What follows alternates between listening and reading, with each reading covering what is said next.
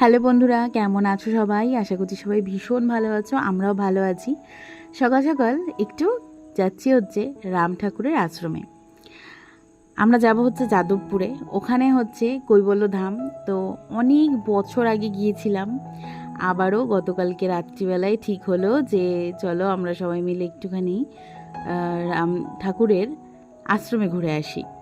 এখন স্টেশনে বসে আছি ট্রেনের অপেক্ষায়। আমরা কিন্তু 3 জনে যাইনি, আরও অনেকে ছিল। আমরা প্রায় 6 জনে একসাথে 6-7 জন মিলে একসাথে গিয়েছিলাম রাম ঠাকুরের আশ্রমে। ওখানে গিয়ে তো তোমাদের সঙ্গে একটু শেয়ার করবই। আমি আজকে অনেক বছর পর যাচ্ছি, এই নিয়ে আমি 2বার যাচ্ছি।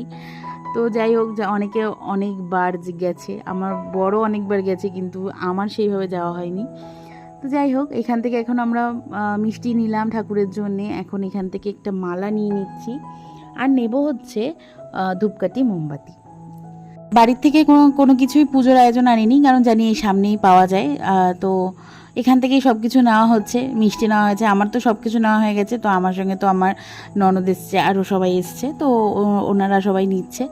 আর এখানে সুন্দর সুন্দর ছবি বিক্রি হচ্ছিল, তারপরে ঠাকুরের পাঞ্জাবি বিক্রি হচ্ছিল। কি সুন্দর দেখো, দেখতে কিন্তু ভীষণ সুন্দর ছিল। তো চলো এখন আমরা ভেতরে যাই, ভেতরে গিয়ে একটুখানি দেখি, কারণ আমি তো অনেক বছর পর আসলাম। আমার না এমন হচ্ছে কি, আমি এই প্রথম এসছি, আর কোনো দিন আসিনি এই জায়গাগুলো দেখে এখন আমার মনে হচ্ছে।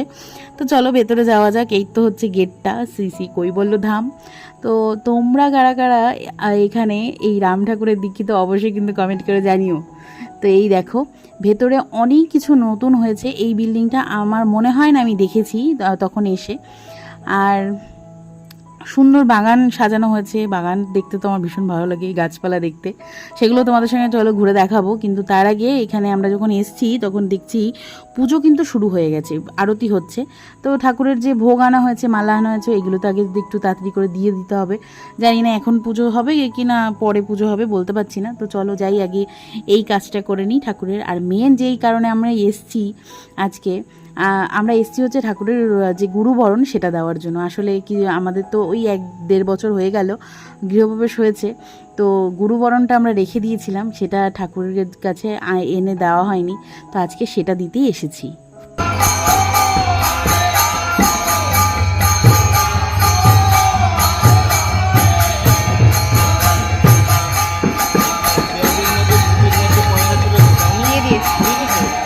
মন্দিরে এসে বসার পর যে কি ভালো লাগছে তোমাদেরকে আর কি বলি, মানে মনটা যেন ভীষণ ভালো হয়ে গেল। কীর্তনটা শেষ হওয়ার পরেই জানো তো দরজা বন্ধ করে দিয়েছিল, ঠাকুরকে ভোগ দেওয়া হয়েছে যেহেতু, ওই কারণে।